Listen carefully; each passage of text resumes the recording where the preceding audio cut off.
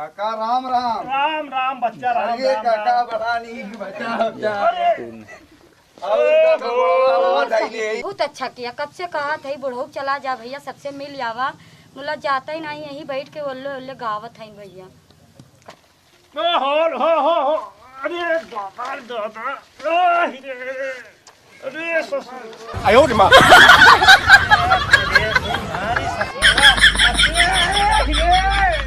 अरे छोड़ छोड़ ये ससुरवा सुआ की ललगड़िया भवे बा हमहु ससुरवा ही ललगड़िया बनाई दी।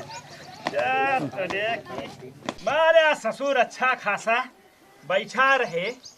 अरे ललगड़िया बनाई दिहा अपुआ तो बनाई रहा हमहु बनाई दिहा। अब अहिन का